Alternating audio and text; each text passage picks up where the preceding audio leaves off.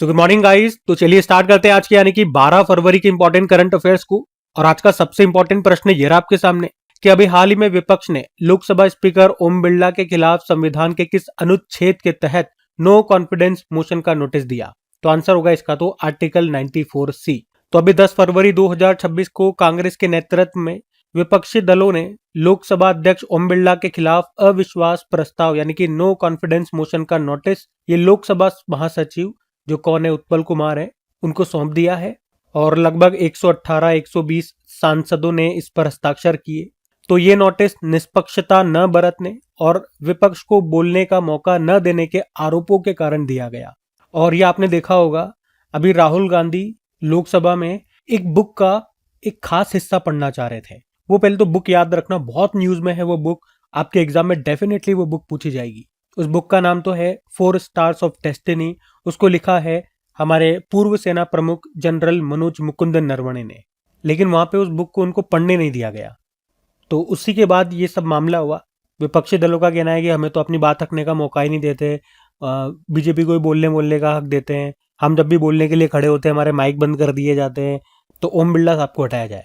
अब यहाँ पे हम चर्चा करेंगे अविश्वास प्रस्ताव के बारे में, जो भी इससे क्या क्या इंपॉर्टेंट प्रश्न बन सकते हैं हमारे एग्जाम में, वो चीजें मैं आपको बताऊंगा। बाकी ओम बिरला जी की तो हम क्या बात करें, इनको तो वो लोग जानते हैं जो राजनीति में है, या खास तौर पे वो जरूर जानते होंगे जो इनके क्षेत्र से हैं, यानी कि कोटा से बिलोंग करते हैं।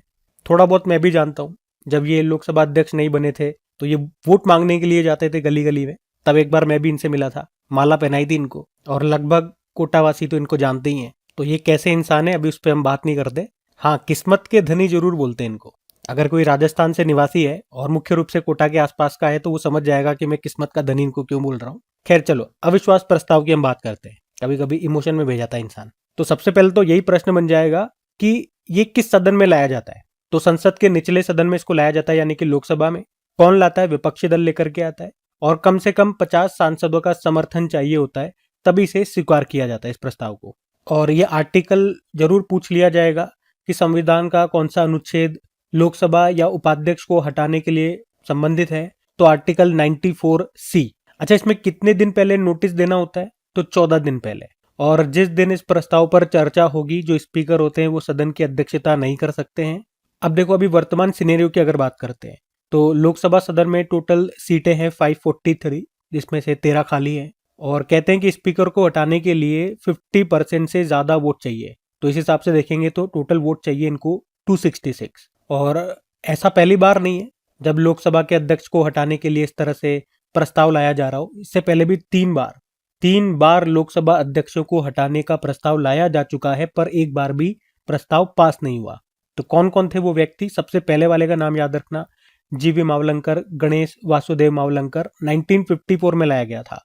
दूसरे थे सरदार हुकुम सिंह, उनके खिलाफ 1966 में लाया गया था। तीसरे थे बलराम जाखड़, 1987 में लाया गया था। और अब चौथे व्यक्ति बन गए ये ओम बिरला। ठीक है, तो न्यूज क्या थी वो मैंने आपको ऊपर बता दी। नीचे और क्या क्या अविश्वास प्रस्ताव जो लाया जा रहा है इनके खिलाफ, उससे संबंधित कुछ छोटे छोटे प्रश्न बन जाते हैं, वो मैंने आपको करवा दिए। तो इतना आपको ध्यान रखना है। हम अगला प्रश्न देखते हैं। फिर अगले में पूछ रहे हैं, हाल ही में लॉन्च पुस्तक ई माटी कथा कहे और बुक सी जगबंधु, इसके लेखक कौन है? तो आंसर होगा विश्वभूषण हरिचंद्रन। तो विश्वभूषण हरिचंद्रन वे आंध्र प्रदेश और छत्तीसगढ़ के पूर्व गवर्नर रह चुके हैं। और अभी इन्होंने 2 बुकें लिखी है। एक है ई माटी कथा का है, ये उड़िया भाषा में लिखी गई है। और दूसरी जो बुक है वो है बुक सी जगबंधु द ग्रेट कमांडर, इसको अंग्रेजी भाषा में लिखा है। और इन दोनों बुकों को अभी भुवनेश्वर में लॉन्च किया उड़ीसा के मुख्यमंत्री मोहन चरण मांझी ने। ठीक है, तो बुकों के नाम ध्यान रखना, किसने लॉन्च किया, किसने लिखा, कहां पर लॉन्च किया, सब बातें मैंने आपको बता दी है। कुछ और इंपॉर्टेंट बुक्स मैं आपको रिवाइज कराऊंगा। लेकिन एक बार ये ऑप्शन में आप नाम देखोगे ना, ये सब किसी न किसी राज्य में वर्तमान में अभी गवर्नर है। जैसे कि हरिबाबू कंबमपति उड़ीसा के ही गवर्नर है, हरिबाबू बागड़े राजस्थान के गवर्नर है, आरिफ मोहम्मद खान बिहार के गवर्नर है। एक बुक हमने पढ़ी थी द ब्रह्मास्त्र अनशील्ड, इसको लिखा टी शिवानंद ने। Ready, relevant and resurgent second, shaping a future ready force को अनिल चौहान ने लिखा, जो कि हमारे दूसरे नंबर के चीफ ऑफ डिफेंस स्टाफ है। महात्मा गांधी और पर्यावरण को टीएन खोशू ने। विंग्स ऑफ वेल्लोर को स्वप्निल पांडे ने। डिफरेंट बट नॉ लेस को अनुपम खेर ने। Mother Mary comes to me Arundhati Roy. The Chola tigers avengers of Somnath को अमित त्रिपाठी ने।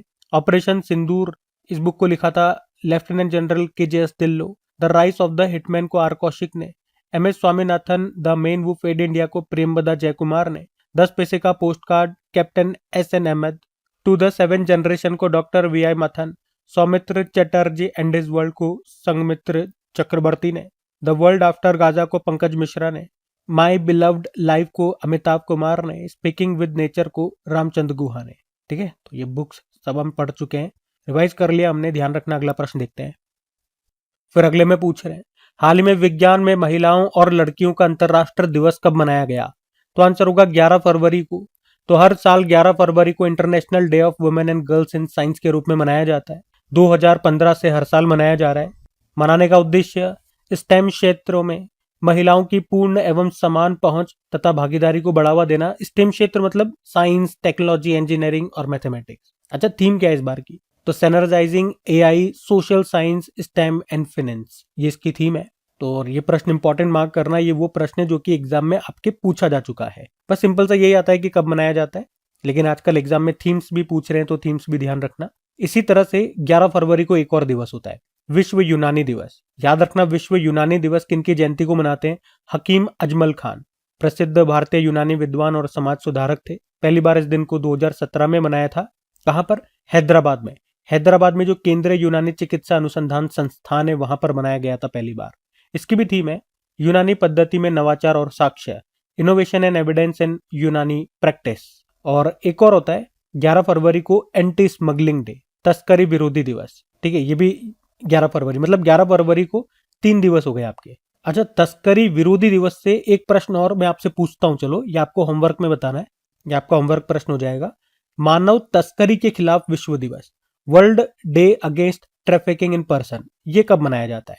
जो 11 फरवरी को मना रहे हैं वो तो तस्करी विरोधी दिवस है। बाकी जो मैंने आपसे पूछा है वो मानव तस्करी के खिलाफ एक विश्व दिवस होता है, वो बताना है आपको कब मनाते हैं। बाकी एक और डे हमारा छूट रहा है, सेफर इंटरनेट डे, सुरक्षित इंटरनेट दिवस। ये एक्चुअली में फरवरी के दूसरे मनाया जाता है। तो 2026 में हम इसको 10 फरवरी को मना रहे हैं, ये आप और नोट करेंगे।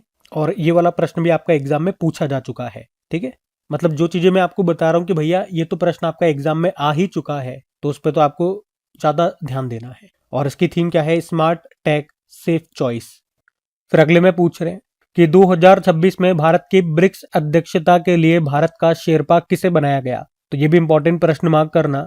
सही उत्तर होगा सुधाकर दलेला। आप सभी को पता है कि 2026 में ब्रिक्स की अध्यक्षता ये भारत कर रहा है, तो मतलब ब्रिक्स की जो भी बैठक है वो सभी भारत में होगी। तो उसी में सबसे पहले अभी ब्रिक्स शेरपाओं की बैठक हुई है नई दिल्ली में। और याद रखना, इसमें भारत के शेरपा किसे बनाया गया है? सुधाकर दलेला को बनाया गया है, जो कि विदेश मंत्रालय में आर्थिक संबंध सचिव व वरिष्ठ राजनयिक है, या आप सिंपल सा बोल दो इकोनॉमिक रिलेशन सेक्रेटरी है। सुधाकर दलेला नाम याद रख लेना भाई, एग्जाम में आएगा। अब मैं ऐसा क्यों कह रहा हूं एग्जाम में आएगा? आपको याद होगा 2023 में जब भारत ने G20 को होस्ट किया था, उस समय G20 में भारत के जो शेरपा बने थे, याद है आपको कौन बने थे? चलो आप बताना कौन बने थे, और मैं आपको शो कर रहा हूं। देखो ये प्रश्न आपका एग्जाम में पूछा गया था कि G20 में भारत के शेरपा कौन बने थे, देख सकते हो आप। तो इसका उत्तर भी बताओ कौन बने थे। और उसी बिहाफ पे मैं बोल रहा हूं, अब ब्रिक्स की अध्यक्षता भारत कर रहा है 2026 में, और इसमें जो भारत के शेरपा बने हैं वो नाम भी एग्जामिनर आपसे पूछेगा। तो सुधाकर दलेला नाम याद रखना है आपको। और शेरपा मतलब क्या होता है? शेरपा मतलब आप यूं समझो कि ये जो राष्ट्र अध्यक्ष होते हैं उसके विशेष दूत या निजी प्रतिनिधि होते हैं। इनका काम होता है शिखर सम्मेलनों की तैयारी करना, मतलब पूरे शिखर सम्मेलन को ऑर्गेनाइज करते हैं, पूरे सम्मेलन की जानकारी इनके पास होती है। जब मेन राष्ट्र अध्यक्ष अगर नहीं जा पाता तो ये उसको रिप्रेजेंट करने का काम भी करते हैं। बाकी ब्रिक्स के बारे में आपको बता देता हूं, क्योंकि इस बार भारत होस्ट कर रहा है तो एक एक पॉइंट आपको पता होना चाहिए। देखिए, जैसे कि संस्करण पूछ सकते हैं, कौन सा संस्करण है जो भारत होस्ट कर रहा है अभी? 18वां संस्करण है। अच्छा, थीम क्या रहेगी? थीम याद रखना इंपॉर्टेंट है, लचीलापन, नवाचार, सहयोग और स्थिरता के लिए निर्माण। और भारत चौथी बार ब्रिक्स की अध्यक्षता कर रहा है। इससे पहले 3 बार हम 2012 में, 2016 में और 2021 में इसको होस्ट कर चुके हैं। आपको याद है लास्ट टाइम 2025 में ब्रिक्स को होस्ट किया था किसने? ब्राजील ने। देखो, पहली बार जो ब्रिक बना था ना वो 2001 में बना था 4 देशों से मिलकर के, ब्राजील, रशिया, इंडिया और चाइना। फिर 2010 में साउथ अफ्रीका शामिल होता है तो ये हो जाता है ब्रिक्स। इसकी जो पहली समिट है वो 2009 में हुई थी यकिंतबर्ग रशिया में, और इसकी 16वीं बैठक 2024 में रशिया में हुई। फिर 17वीं बैठक 2025 में ब्राजील में हुई, और अब 18वीं बैठक 2026 में भारत होस्ट कर रहा है। इसमें 2024 में 5 नए मेंबर शामिल हुए थे। यूएई, ईरान, इजिप्ट, इथोपिया और एक सऊदी अरब भी था, और एक वैसे तो अर्जेंटीना भी था।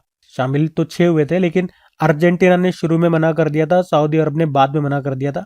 तो 4 ही देश फाइनली इसमें शामिल होते हैं। और अभी 2025 में एक और नया देश इसमें शामिल हुआ, इंडोनेशिया इसका 10वां मेंबर बना। उसके अलावा ये नाम भी ध्यान रखना, हरवंश चावला का BRICS bank of commerce and industry के अध्यक्ष बने। ठीक है, तो ये सब पॉइंट्स ध्यान में रखना। हम अगला प्रश्न देखते हैं। फिर अगला प्रश्न देखो, अगला प्रश्न भी इंपॉर्टेंट मार्क करना कि अभी हाल ही में जारी करप्शन परसेप्शन इंडेक्स 2025 में भारत की रैंक क्या है। तो इसका सही उत्तर होगा 91। हम बात कर रहे हैं करप्शन परसेप्शन इंडेक्स की, भ्रष्टाचार धारणा सूचकांक 2025। अच्छा, इस इंडेक्स को जारी कौन करता है? Transparency international. और ये इंडेक्स बताता है कि दुनिया भर में विभिन्न देशों के सरकारी तंत्र में भ्रष्टाचार का स्तर कितना है, मतलब कहाँ पे कितना भ्रष्टाचार है, उसी हिसाब से रैंकिंग दी जाती है। भारत की रैंक की बात करें, सबसे पहले भारत को 91 रैंक पे रखा गया है टोटल 182 देशों में से। भारत का स्कोर कितना है? 39 है। और जब भी इंपॉर्टेंट इंडेक्सेस आते हैं, आपको याद होगा, मैं आपको एक लिस्ट रिवाइज कराता हूँ, उसमें सबसे ऊपर हमने हमेशा पढ़ा है भ्रष्टाचार धारणा सूचकांक की। मैं आपको बढ़ाता हूँ, तो पिछली बार यानी कि 2024 वाला जो रैंकिंग था उसमें भारत की रैंक थी 96, और अभी अपडेट हुआ 2025 वाला आया, इसमें भारत की रैंक है 91। तो हम देखने को मिल रहा है कि भारत में कुछ सुधार हुआ है, लेकिन अभी भी 91 रैंक भी अच्छी नहीं है, अभी भी हम बुरी कंडीशन में हैं। लेकिन एग्जाम के हिसाब से तो ये रैंक आपको ध्यान रखनी है, स्कोर ध्यान रखना। सबसे कम भ्रष्टाचार वाले देशों में बात करें, यानी कि टॉप पर कौन है, तो टॉप पर डेनमार्क है। सबसे कम भ्रष्टाचार है यहाँ पे। कितना स्कोर है? 89 है, आउट ऑफ 100 है स्कोर, है ना। मतलब जितना कम स्कोर होता जाएगा वहां पे भ्रष्टाचार सबसे ज्यादा होता जाएगा। तो ये एकमात्र ऐसा देश है जहाँ का सबसे ज्यादा स्कोर है, और स्कोर में 89 है। ये 89 से ऊपर स्कोर किसी का नहीं है, इसलिए टॉप पे रखा डेनमार्क को। फिर उसके बाद फिनलैंड आता है, फिर सिंगापुर आता है। सबसे लास्ट में कौन है? तो सबसे आखिरी नंबर पर है 2 देश, सोमालिया और साउथ सुडान। सबसे ज्यादा भ्रष्टाचार है यहाँ पे, इनका स्कोर है 9, दोनों का स्कोर 9-9 है। ठीक है, तो ये सब ध्यान रखना। भारत की रैंक क्या है, टॉप पर कौन है, लास्ट पे कौन है, किसका क्या स्कोर है, मैंने आपको बता दिया। एक और मैं आपको देश बता दूं, जर्मनी का ध्यान रख लो, क्योंकि पूरे यूरोप में केवल जर्मनी है जिसके स्कोर में सुधार हुआ है। रैंकिंग याद रखने की जरूरत नहीं है, लेकिन एक पूछा जा सकता है यूरोप का एकमात्र ऐसा देश जिसके स्कोर में सुधार हुआ, वो कौन सा है? जर्मनी है। वैसे अमेरिका की जो रैंकिंग है 29 है, चाइना की 76 है। ठीक है, ये सब आप नॉलेज के हिसाब से ध्यान रख सकते हैं, लेकिन एग्जाम के लिए आपको भारत की रैंक याद रखनी है, टॉप पर कौन है ये याद रखना है, कौन सा इंडेक्स है, कौन जारी करता है, ये यहां से प्रश्न बनते हैं। अब एक बार फिर से चलो, मैं आपको जो भी इंपॉर्टेंट इंडेक्सेस हैं फिर से आपको रिवाइज करवाता हूँ। देखो, भ्रष्टाचार धारणा सूचकांक ये मैंने अपडेट कर दिया है यहाँ पे, तो 2025 वाला आ गया। रैंक भारत की 91 है, टॉप पर डेनमार्क है। उसके अलावा मानव विकास सूचकांक भारत है 130 पे, टॉप पर आइसलैंड है। ग्लोबल जेंडर गैप इंडेक्स में भारत 131 पे है, टॉप पर आइसलैंड है। सस्टेनेबल डेवलपमेंट गोल इंडेक्स में भारत 99 पे है, टॉप पर फिनलैंड है। वर्ल्ड कॉम्पिटिटिवनेस रैंकिंग में भारत 41 पे है, टॉप पर स्विट्जरलैंड है। ग्लोबल इनोवेशन इंडेक्स में भारत 38 पे है, टॉप पर स्विट्जरलैंड है। ग्लोबल पीस इंडेक्स में भारत 115वें स्थान पर है, टॉप पर आइसलैंड है। वर्ल्ड हैप्पीनेस इंडेक्स में भारत 118वें स्थान पर है, टॉप पर फिनलैंड है। ग्लोबल हंगर इंडेक्स में भारत 102 नंबर पर है। वर्ल्ड प्रेस फ्रीडम इंडेक्स में भारत 151वें नंबर पर है, टॉप पर नॉर्वे है। ग्लोबल एआई इंडेक्स में भारत तीसरे स्थान पर है, टॉप पर अमेरिका है। एशिया पावर इंडेक्स में भारत तीसरे स्थान पर है, टॉप पर अमेरिका है। ग्लोबल फायर पावर इंडेक्स में भारत चौथे स्थान पर है, टॉप पर अमेरिका है। ग्लोबल टेररिज्म इंडेक्स में भारत 14वें स्थान पर है, टॉप पर बुर्किना फासो हो गया। जलवायु परिवर्तन प्रदर्शन सूचकांक भारत 23 पे है, पहले दूसरे तीसरे पे कोई नहीं है, फिर डेनमार्क चौथे स्थान पर है। ग्लोबल जेंडर गैप इंडेक्स में भारत 131 पे है, टॉप पर आइसलैंड है। ऊर्जा संक्रमण सूचकांक एनर्जी ट्रांजिशन इंडेक्स में भारत 71 पे है, टॉप पर स्वीडन है। ठीक है, तो ये सारे इंपॉर्टेंट इंडेक्सेस हैं, ध्यान में रखना। अगला प्रश्न देखते हैं। फिर अगले में पूछ रहे, हाल ही में केंद्रीय मंत्री हैं जो शिवराज सिंह चौहान, अभी इन्होंने दालों में आत्मनिर्भरता मिशन कहां पर लॉन्च किया? तो आंसर होगा मध्य प्रदेश। तो अभी मध्य प्रदेश के सीहोर जिले के अमलाहा क्षेत्र में जो खाद्य दलहन अनुसंधान केंद्र है, तो वहां से हमारे जो कृषि मंत्री हैं शिवराज सिंह चौहान, उन्होंने दलहन आत्मनिर्भरता मिशन को शुरू किया है। इसका उद्देश्य क्या है? विदेशी दालों पर निर्भरता खत्म कर 2030-31 तक देश को दालों का निर्यातक बनाना, एक्सपोर्टर कंट्री बनाना, और किसानों की इनकम बढ़ाना, और बीज से बाजार तक सहायता प्रदान करना। मतलब जो अभी हम दालों को इंपोर्ट कर रहे हैं, हमें अपने आप को इतना मजबूत बनाना है कि 2030-31 तक हम इंपोर्ट नहीं, हम एक्सपोर्ट कर सकें दालों को, हम निर्यात कर सकें उनका। ये इस मिशन का उद्देश्य है। ठीक है, तो कहाँ से इसको लॉन्च किया, शुरू किया? हमारे जो कृषि मंत्री शिवराज सिंह चौहान ने, याद रखना, मध्य प्रदेश के सीहोर जिले के अमलाहा से। आपको याद होगा मध्य प्रदेश ने 2026 को किसान कल्याण वर्ष घोषित किया था। अच्छा, दालों से 2-3 पॉइंट याद रखना। एक तो अभी एक विश्व दलहन दिवस हमने मनाया था, वर्ल्ड पल्सेस डे, 10 फरवरी को। और किस वर्ष को दलहन का वर्ष घोषित किया गया था? 2016 को। अच्छा, दालें जो होती है, दालें पल्सेस, वो आपको बताए किसका मुख्य सोर्स होती है? याद रखना, प्रोटीन का मुख्य स्रोत होती है दालें। और प्रोटीन आपको पता है किससे मिलकर बना होता है? अमीनो एसिड से। अच्छा, प्रश्न ऐसे आता है एग्जाम में कि कौन सा अमीनो एसिड दालों में प्रचुर मात्रा में पाया जाता है? तो याद रखेंगे आप लाइसिन, क्योंकि ये लाइसिन हमारा शरीर नहीं बना सकता, तो इसे आहार से ही हमें लेना होता है। वैसे दालों में मुख्य रूप से 2 प्रोटीन पाए जाते हैं जो सबसे ज्यादा मात्रा में होते हैं। एक तो है ग्लोबुलिन और एल्बुमिन। ठीक है, इतनी बातें आप ध्यान रखना यहां से, क्योंकि एग्जाम में प्रश्न बने हुए हैं। अब बात मध्य प्रदेश की हो रही है, तो ये रहा मैप में मध्य प्रदेश। कैपिटल भोपाल हो गई, मुख्यमंत्री है मोहन यादव, गवर्नर है मंगूभाई छगनभाई पटेल। और यहाँ का राजकीय पशु बारहसिंगा हो गया, राजकीय पक्षी है दूधराज, वृक्ष है बरगद का, खेल है मल्लखंभ, पुष्प है सफेद लिली और मछली है महशीर। उसके अलावा कुछ और प्रश्न हम देख लें मध्य प्रदेश से। तो एशिया की सबसे उम्रदराज हथिनी थी वत्सला, जिसका मध्य प्रदेश के पन्ना टाइगर रिजर्व में निधन हो गया। उसकी आयु 100 वर्ष से ज्यादा थी। भारत का पहला हिंदी माध्यम में एमबीबीएस कॉलेज ये मध्य प्रदेश में खोला जाएगा। मध्य प्रदेश में भी कहाँ पे? जबलपुर में। और रक्षा मंत्री राजनाथ सिंह ने मध्य प्रदेश के रायसेन जिले के उमरिया गांव में BEML rail hub manufacturing unit की आधारशिला रखी थी और उसको नाम दिया था ब्रह्मा। खेलो इंडिया वाटर स्पोर्ट्स फेस्टिवल का पहला संस्करण हुआ था श्रीनगर की डल झील में, और उसका मैस्कॉट था हिमालयन किंगफिशर, और उसमें टॉप पे रहा था मध्य प्रदेश। पहला त्रिसेवा सेमिनार रण संवाद 2025 हुआ था मध्य प्रदेश के महू में। देश का पहला भिखारी मुक्त शहर ये बना था इंदौर। स्वच्छ वायु सर्वेक्षण 2025, इसमें टॉप पर रहा इंदौर, 10 लाख से ज्यादा पॉपुलेशन में बात कर रहे हैं। और स्वच्छ सर्वेक्षण 2024-25 के नवे संस्करण में सुपर स्वच्छ लीग, इसमें टॉप पर इंदौर ही रहा था। और भारत की पहली चीता सफारी ये मध्य प्रदेश के कूनो नेशनल पार्क में शुरू की गई। NHAI national highways authority of India ने मध्य प्रदेश में नेशनल हाईवे 45 के एक हिस्से पर भारत की पहली वन्य जीव सुरक्षित सड़क को शुरू किया, और इसकी लंबाई है 11.96 किलोमीटर। हमने देखा था सड़क पे चौकोर चौकोर लाल लाल रंग के बनाए गए थे बॉक्सेस, ये उसी की बात हो रही है। उसके अलावा याद रखना, PPP मॉडल पर आधारित ये देश का पहला मेडिकल कॉलेज बनेगा मध्य प्रदेश के धार जिले में। रोलिंग बजट अपनाने वाला पहला राज्य भी मध्य प्रदेश बना था। तो ये सब बातें ध्यान रखना मध्य प्रदेश से। अगला प्रश्न हम देखते हैं। अगला प्रश्न आप लोग देखोगे तो आपके लिए 2-3 मैंने होमवर्क प्रश्न रख दिए। जो अभी मैंने आपको पढ़ाया ना, दालों से संबंधित कुछ पॉइंट्स, तो ये वो प्रश्न जो आपके एग्जाम में पूछे गए थे। तो अब इनके उत्तर आप लगाओ। मतलब मैं तो आपको उत्तर बता ही चुका हूँ, लेकिन एक बार फिर भी आपका टेस्ट ले लेता हूँ इसके माध्यम से, ताकि इससे ये पता लगेगा कि कितना सिंसियरली आप क्लास को सुन रहे हो। तो अगर सिंसियरिटी के साथ और रेगुलरिटी के साथ आप डेली क्लास को अटेंड करोगे, तो धीरे धीरे आपकी करंट अफेयर्स तो मजबूत हो ही रही है, साथ में स्टैटिक प्रश्न, और खासतौर पे वो जो करंट अफेयर से जुड़े हुए हैं, वो सभी स्टैटिक प्रश्न आपके, और वो एग्जाम में प्रश्न पहले पूछे भी जा चुके हैं, वो सब आपके धीरे धीरे मजबूत हो जाएंगे। आपको स्टैटिक पोर्शन भी अच्छा स्ट्रांग हो जाएगा। बस 2 बातें आपको ध्यान रखनी है, ध्यान से क्लास को सुनना है और रेगुलर रहना है। ठीक है, हम अगला प्रश्न देखते हैं। फिर अगले में पूछ रहे हैं, हाल ही में किस देश में आयोजित बायोफेक 2026 में भारत को कंट्री ऑफ द ईयर से सम्मानित किया गया? तो आंसर होगा जर्मनी। तो बायोफेक 2026 ये क्या है? ये विश्व की सबसे बड़ी जैविक यानी कि ऑर्गेनिक प्रदर्शनी है, जिसका उद्देश्य है ऑर्गेनिक उत्पादों को बढ़ावा देना। अभी इसका आयोजन 10 से लेकर 13 फरवरी तक हुआ। कहां पर? जर्मनी के नूर्नबर्ग में। और यहीं पर भारत को कंट्री ऑफ द ईयर से सम्मानित किया गया। तो ये वैश्विक स्तर पर ऑर्गेनिक खेती में भारत की प्रमुखता को दिखाता है, और ये प्रश्न भी इस कारण से इंपॉर्टेंट हो जाता है। और यहाँ पर भारत की ओर से एपिडा ने भारत का सबसे बड़ा जैविक एक्सपो प्रदर्शन किया, जहां पर हमने हमारे बहुत सारे GI टैग्ड वाले जो ऑर्गेनिक प्रोडक्ट्स हैं उनकी प्रदर्शनी लगाई। अच्छा, एपिडा मैंने अभी आपको बोला, एपिडा क्या है? तो इसकी फुल फॉर्म होती है agricultural and processed food product export development authority, जिसकी स्थापना होती है 1986 में, हेडक्वार्टर नई दिल्ली, और चेयरमैन है अभिषेक देव। तो क्या काम होता है? भारत में कृषि यानी कि एग्रीकल्चर और प्रोसेस्ड फूड प्रोडक्ट के एक्सपोर्ट और डेवलपमेंट को बढ़ावा देना इसका काम होता है।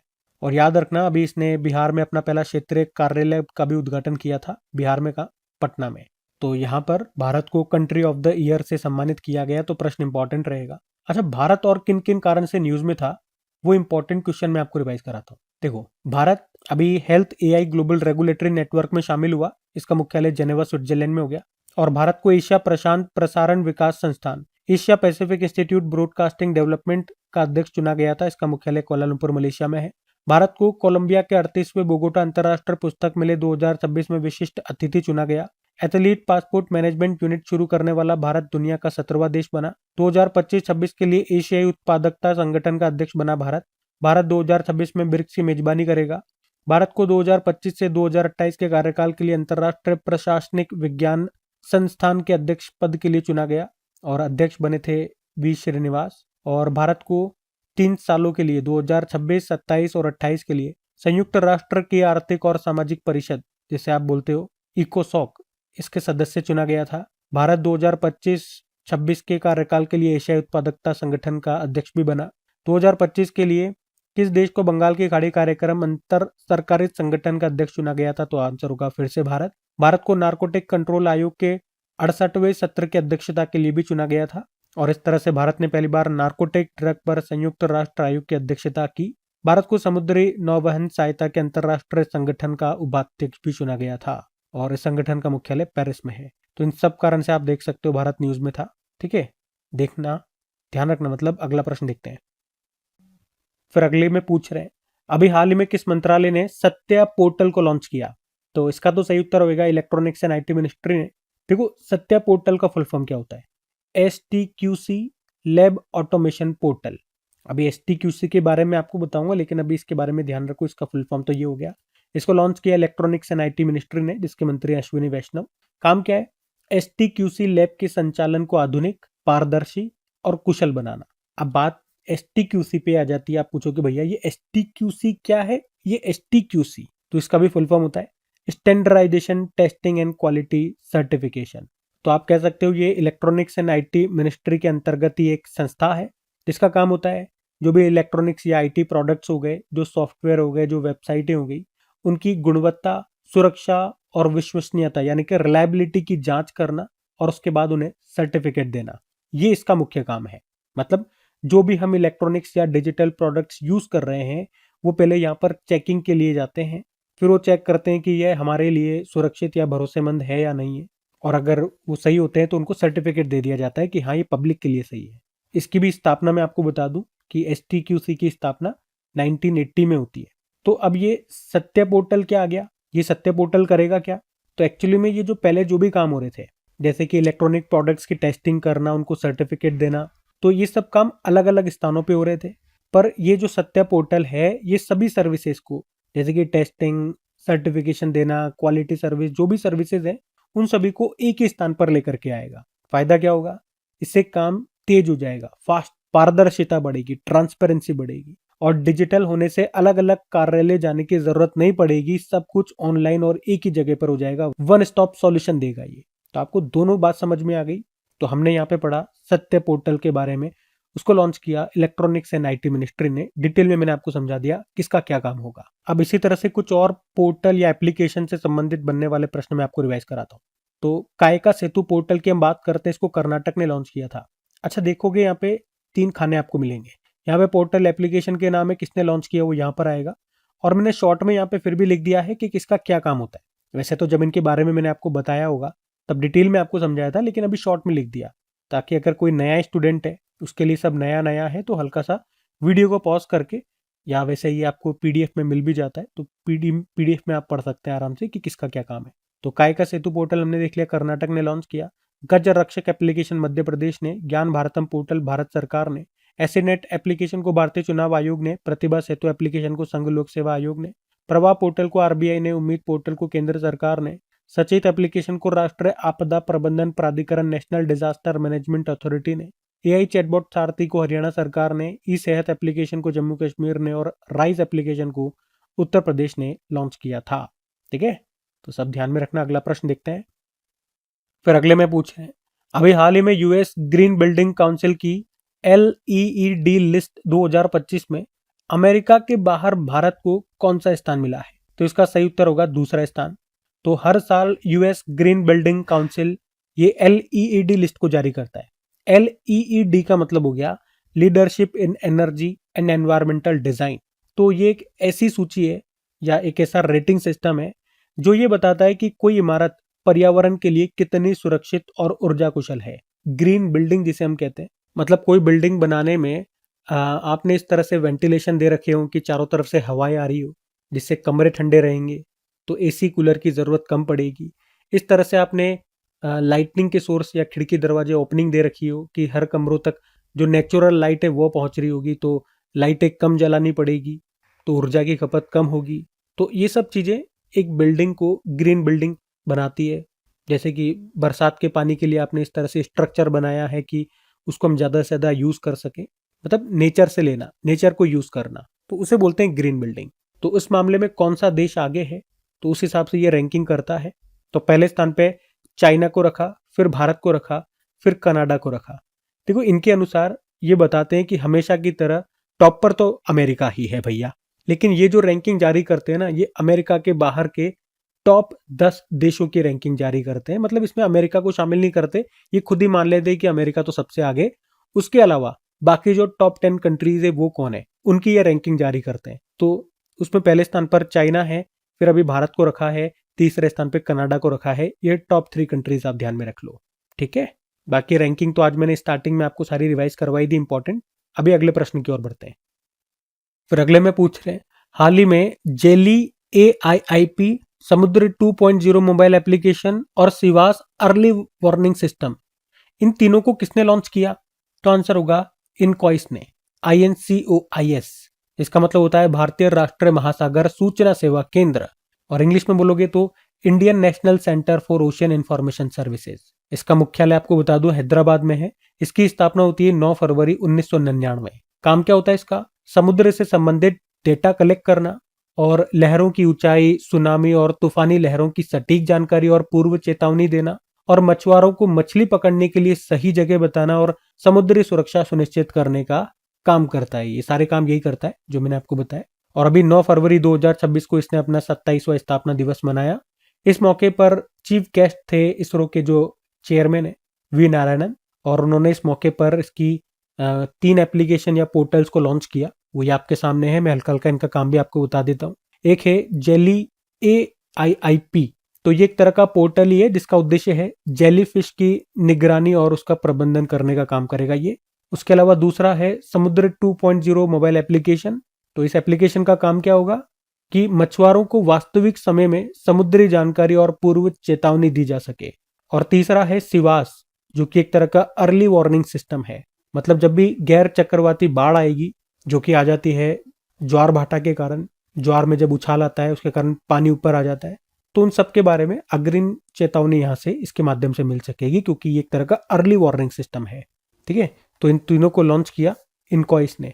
अच्छा, इनकॉइस से याद आएगा आपको 2025 में जो सुभाष चंद्र बोस आपदा प्रबंधन पुरस्कार दिया गया था संस्थागत श्रेणी में, वो इसी संस्था को दिया गया था, इनकॉइस को ही। अब आपके लिए होमवर्क प्रश्न रहेगा, अभी 2026 में सुभाष चंद्र बोस आपदा प्रबंधन पुरस्कार संस्थागत श्रेणी में भी दिया गया और व्यक्तिगत श्रेणी में भी दिया गया। आपको बताना है दोनों के नाम कि किन किन को मिला है। ठीक है, अच्छा प्रश्न है, क्योंकि पिछले बार जब ये दिया गया था मैंने आपको बताया भी था, ये प्रश्न एग्जाम में आया था इनक्वाइज वाला। तो बताओ। बाकी ये थी आज की हमारी करंट अफेयर्स की क्लास, और कमेंट करके जरूर बताना सेशन आपको कैसा लगा। आप में से कोई पहली बार हमसे जुड़ रहे हैं, पहली बार क्रिक एग्जाम चैनल पे आए हैं, करंट अफेयर्स पढ़ रहे हैं हमसे, तो आप लोग भी बताना कि कैसा लगा आपको सेशन। अच्छा लगा तो प्लीज हमें सपोर्ट जरूर करना, इन वीडियोस को सपोर्ट जरूर करना अपने दोस्तों के साथ में, स्टडी ग्रुप में एक बार शेयर करके। और आज शाम को तैयार रहना, जो आपका टॉपिक वाइज वीडियो आ रहा है, जिसमें जनवरी में भारत और विश्व में जो भी चीजें पहली बार हुई है उनसे संबंधित प्रश्न हम कवर करेंगे। सारे इंपॉर्टेंट प्रश्न होंगे। और वीडियो को लाइक नहीं किया तो लाइक कर देना। बाकी चलो अभी कल की करंट अफेयर्स का हम क्विक रिवीजन कर लेते हैं और सेशन एंड करते हैं। बाकी इनकी PDF आपको फ्री में मिल जाती है। मॉक टेस्ट लगाइए, रिवीजन करते रहिए, फ्री होता है सब क्रिक एग्जाम एप्लीकेशन में, जिसका लिंक डिस्क्रिप्शन बॉक्स में ही है। बाकी चलो रिवीजन करते हैं अभी कल का। तो कल पहला प्रश्न पूछा था, संतोष ट्रॉफी 2025-26 को किसने जीता? सर्विसेज ने। मिलान अभ्यास का आयोजन ये कहां पर अभी किया जाना है? तो आंसर होगा विशाखापत्तनम। शक्ति कॉरिडोर के पहले चरण का शिलान्यास कहां पर किया गया? गुजरात। अंतर्राष्ट्रीय मृगी दिवस मनाया गया 9 फरवरी को, जो कि फरवरी के दूसरे सोमवार को होता है। नेटवर्क रेडीनेस इंडेक्स 2025 में भारत के रैंक के 45। और पढ़ाई विद AI पहल ये लॉन्च की हिमाचल प्रदेश ने। जापान के इतिहास में वे पहली महिला प्रधानमंत्री कौन है जिन्होंने आम चुनाव में बहुमत हासिल कर पुनः सत्ता में वापसी की? Sanae Takaichi. तेजस्विन शंकर ने एशियाई इंडोर एथलेटिक्स चैंपियनशिप में कौन सा पदक जीता, स्वर्ण पदक। और सिटी यूनियन बैंक के एमडी सीईओ कौन बन गए, आर विजय आनंद। और आखिरी प्रश्न था, सोमनाथ स्वाभिमान पर्व का आयोजन ये कहाँ पर किया गया, गुजरात में। बाकी चलो कल का भी होमवर्क प्रश्न देख लेते हैं और सेशन एंड करते हैं। तो कल आपसे पूछा था इसरो के द्वारा लॉन्च किए गए भारत के सबसे भारी संचार उपग्रह का नाम क्या है। आंसर होगा CMS-03। आप सभी ने प्रश्न का बिल्कुल सही उत्तर दिया। अब ये आज का आपका होमवर्क प्रश्न।